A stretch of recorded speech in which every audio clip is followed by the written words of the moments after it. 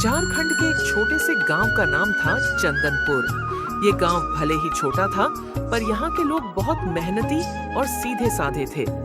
गांव के बीचों बीच एक चौक था और उसी चौक पर पूरे गांव का एक ही ढाबा चलता था। ये ढाबा गांव के प्रधान अमन का था। अमन प्रधान तो था ही, पर असली आमदनी उसका ढाबा था। अब सोचने वाली बात यह थी कि पूरे गांव में खाने पीने की यही अकेली जगह थी, इसलिए जिसे भी बाहर का खाना खाना होता उसे मजबूरी में वहीं जाना पड़ता। ढाबे में चिकन करी, मटन करी, पराठे और चाय सब मिलता था, लेकिन दिक्कत यह थी कि दाम इतने ज्यादा रखे थे कि गरीब, किसान और मजदूर लोग अक्सर मन महसूस कर रह जाते। तभी प्रधान का नौकर अविनाश कहता है, प्रधान जी, आपने ये सही किया। गांव में आपकी अकेले का ही ढाबा है, पर प्रधान जी हमको ज्यादा महंगा बेच रहे हैं। ये सब तो बगल वाले गांव में कम दाम में मिलती है।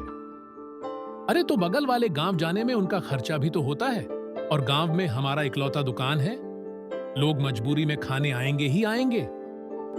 वहीं गांव में तुषार और जावेद दो दोस्त थे। तुषार अपनी माँ नंदिनी से कहता है, माँ मुझे कुछ पैसे दे दो ना, मैं दूसरे गांव जाकर कुछ अच्छा खाकर आऊंगा। घर का वही खाना खाकर मैं पाक गया हूँ। तभी उसका पिता निखिल कहता है, साहब को बाहर का खाना खाना है और कमाई के लिए कह दो तो बहना देने लगेंगे। पिताजी देख लेना, एक दिन हम भी कुछ करेंगे। यह कहकर तुषार अपने घर से बाहर चला जाता है। तुषार गांव के बड़े से पेड़ के नीचे जाकर अपने दोस्त जावेद का इंतजार करने लगता है। जावेद थोड़ी ही देर में वहां पहुंच जाता है। क्या हुआ? तुम इतना चिंता में क्यों लग रहे हो? अभी क्या बताऊं जावेद, पिताजी काम ढूंढने के लिए दबाव बना रहे हैं। मैं काम तो करना चाहता हूं, मगर कोई काम मिले तब ना।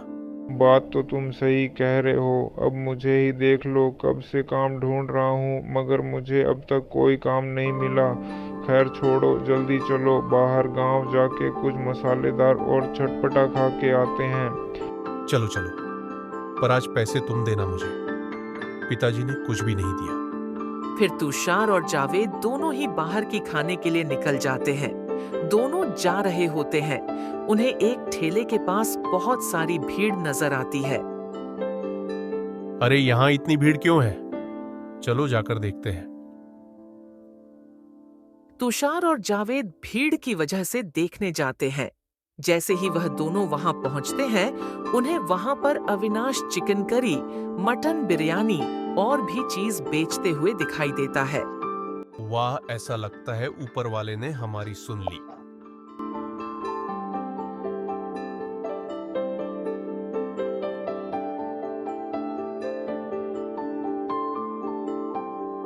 सही कह रहे हो। जावेद अविनाश से चिकन और मटन का भाव पूछता है और दोनों ही भाव सुनकर हक्का बक्का रह जाते हैं।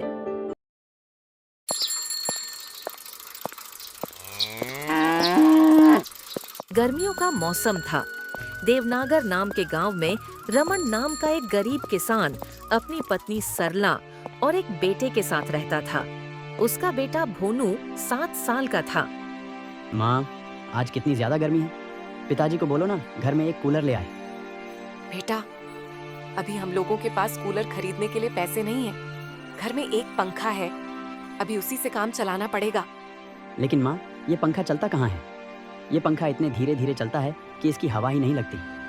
बेटा भोनू, तू एक काम कर, तू जाकर ठंडे पानी से नहा ले तो तुझे थोड़ा अच्छा लगेगा, क्योंकि ये गर्मी तो हमारा पीछा छोड़ेगी नहीं, और ना हम इतने पैसे वाले हैं कि गर्मी से बचने के लिए हम अपने घर में एसी या कूलर लगवा सकें।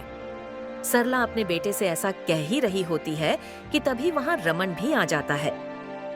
आज गर्मी बहुत ज्यादा है, बाहर तो जैसे आग बरस रही है। अरे एक दिन की तो बात है, हम एक दिन भूखे रह लेंगे, लेकिन तुम्हारी तबीयत का क्या? इतनी गर्मी में बाहर जाओगे तो बीमार पड़ जाओगे। बीमार पड़ने से पहले भूख हमें मार डालेगी। मुझे तो मेहनत करनी ही पड़ेगी। तुम मेरी चिंता मत करो, मैं ठीक हूँ। पापा, ये पंखा तो आग उगल रहा है, पानी भी गर्म हो गया है। कुछ ठंडा पीने को मिले तो अच्छा लगे। बेटा, हमारे पास तो मटके का पानी ही है, वो भी अब गर्म हो चुका है। सेठ जी के घर में ठंडा पानी होता है, उनके पास फ्रिज जो है, ठंडा पानी तो चाहिए, पर अभी तो सब्जियां तोड़नी है। मैं काम से लौटकर कुछ सोचती हूँ। मैं तो कहती हूँ आज मत जाओ। देखो ना, भोनू की भी हालत खराब हो रही है। गर्मी सच में बहुत ज्यादा है। नहीं सरला, मैं तुम्हें कभी भूखे पेट नहीं रख सकता। आज सब्जियां नहीं तोड़ी तो खराब हो जाएंगी, फिर बेचूंगा क्या। चलो अब मैं जाता हूँ। रमन अपनी पत्नी और बेटे की चिंता को दिल में रखते हुए भी मजबूरी में घर से निकल पड़ता है। बाहर सूरज आग बरसा रहा था और रमन पसीने में भीगते हुए खेत की ओर बढ़ता है। वह खेत में पसीना बहाते हुए सब्जियां तोड़ता है और उन्हें बाजार में बेचने ले जाता है। उसकी छोटी सी दुकान पर कुछ ग्राहक आते हैं।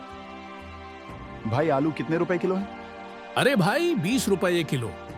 भाई मेरे घर पर खाने को कुछ नहीं है, मेरे पास सिर्फ 20 रुपए हैं। अगर इसमें दे सको तो 1 किलो दे दो, तुम्हारा बहुत एहसान होगा।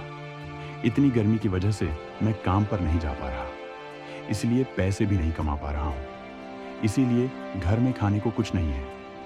चलो मैं तुम्हें 1 किलो आलू के साथ थोड़े टमाटर भी दे देता हूँ, ताकि तुम्हारे घर वाले पेट भर के खा सके।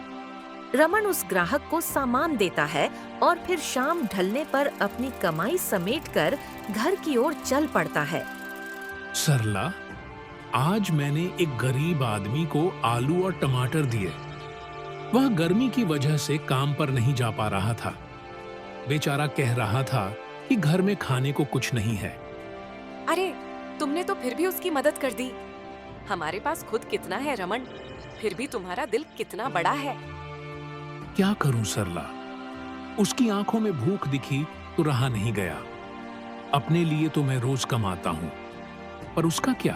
पापा बहुत गर्मी हो रही है, अब तो पीने का ठंडा पानी चाहिए। हमारे घर में तो गर्म पानी ही है। हम सेठ जी के घर चलें, उनके पास फ्रिज है, वहाँ ठंडा पानी मिलता है। हाँ जी, भोनू ठीक कहता है। आज दिन भर गर्मी से हालत खराब हो गई। भोनू बेटा, अगर तुम लोग ठंडा पानी पीना चाहते हो तो मैं कल ही बाजार से नया फ्रिज लेकर आऊंगा। फिर आराम से घर पर ही ठंडा पानी मिलेगा।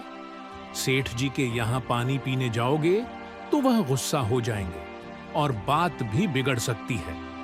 सच पापा, आप फ्रिज लाएंगे, फिर तो हम भी ठंडा पानी पी सकेंगे और शायद कुछ ठंडी चीजें भी रख पाएंगे। लेकिन रमन जी, फ्रिज तो बहुत महंगा होता है। वो तो सेठ लोगों के ही घरों में होता है। हमारे जैसे गरीबों के पास इतने पैसे कहाँ। सरला, मैं कुछ ना कुछ जरूर करूंगा। अपनी मेहनत की कमाई से थोड़ा थोड़ा जोड़कर कुछ पैसे जमा किए हैं। कल बाजार जाकर देखूंगा, शायद कोई सस्ता और अच्छा फ्रिज मिल जाए। पापा जल्दी लाना ना, मैं तो अब से ही ठंडा पानी पीने का सपना देखने लगा हूँ। हाँ बेटा, मैं पूरी कोशिश करूंगा। चलो सुबह ही बाजार जाकर देखता हूँ, शायद कोई उपाय मिल जाए। अच्छा छोड़ो ना, आप बहुत थक गए हो। आज थोड़ा आराम कर लो, सुबह देख लेना। पहले खाना खा लो, फिर बाकी सब सोचते रहना। ठीक है, चलो पहले खाना खा लेते हैं। लेकिन अब दिल में बस एक ही बात है, अपने घर में भी ठंडा पानी होना चाहिए। रमन अपने परिवार की छोटी छोटी खुशियों के लिए फिर से हौसला बटोरता है। सरला स्नेह से थाली परोसती है और भोनू ठंडे पानी के सपनों में खोया मुस्कुराता है। रमन के भीतर एक नई चेतना जाग चुकी थी। अपने घर में भी फ्रिज होगा। वह मन ही मन अगली सुबह की योजना बनाने लगता है, उम्मीद की एक नन्ही लौ के साथ, और अगली सुबह वह बाजार के लिए निकल जाता है। भाई साहब, वो कोने में जो छोटा सा सफेद फ्रिज रखा है, उसकी क्या कीमत है? मुझे बस ऐसा ही कुछ चाहिए जो थोड़ा ठंडा पानी दे सके। वो छोटा वाला, हाँ, वो 14,000 रुपए का है। अच्छा मॉडल है, बिजली भी कम खाता है और ठंडक भी बेहतरीन देता है। अब तो लोग यही ले रहे हैं। तुम्हें चाहिए क्या? 14,000 रुपीज। अरे भाई, इतना महंगा? मेरे पास तो कुल मिलाकर 3,000 रुपए ही हैं। मैंने तो सोचा था कि इतने में कुछ छोटा मोटा मिल जाएगा। 3,000 में? अरे भाई, इस शोरूम में तो कुछ नहीं मिलेगा। यहाँ तो सब नया और ब्रांडेड सामान है। 3,000 में तो शायद एक पंखा भी नहीं मिल पाएगा। तुम्हें फ्रिज चाहिए या फिर कुछ और? नहीं नहीं, मुझे तो सिर्फ फ्रिज ही चाहिए। देखो, घर में गर्मी बहुत है। मेरा बेटा तो ठंडा पानी मांगता है और बीवी भी परेशान है। कोई पुराना मॉडल या छोटा सा फ्रिज नहीं मिलेगा क्या? बस पानी ठंडा कर दे, इतना ही काफी है। यहाँ ऐसा कुछ नहीं है भाई, ये शोरूम है। यहाँ पुराना सामान कहाँ मिलेगा? सब नया और चमचमाता है। वैसे तुम किसी कबाड़ी से पुराना ले आओ 500 में, और अगर चाहो तो EMI पर इसे ले जा सकते हो। अब तो हर कोई किस्त पर ही ले रहा है। नहीं, मैं किस्त पर नहीं लूंगा। EMI में इंसान बर्बाद हो जाता है। आज 600 रुपए देंगे, कल ब्याज चढ़ेगा, फिर कर्ज के बोझ तले दब जाएंगे। मैंने गांव में देखा है, लोग किस्तों के चक्कर में अपना घर तक बेच देते हैं। मुझे ऐसा नहीं करना। मुझे इसे अपनी मेहनत से ही हासिल करना है।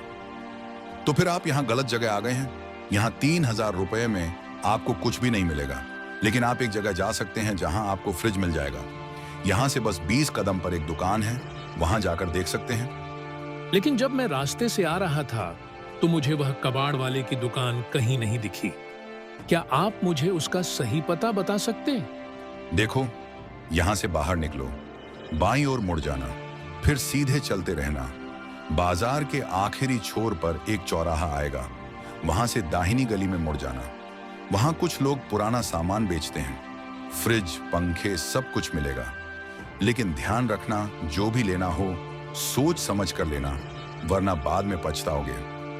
अच्छा, ठीक है भाई, बहुत बहुत धन्यवाद मुझे बताने के लिए। मैं अभी वहां जाता हूं और देखता हूं, शायद मेरे 3000 रुपए वहां कुछ काम आ जाए।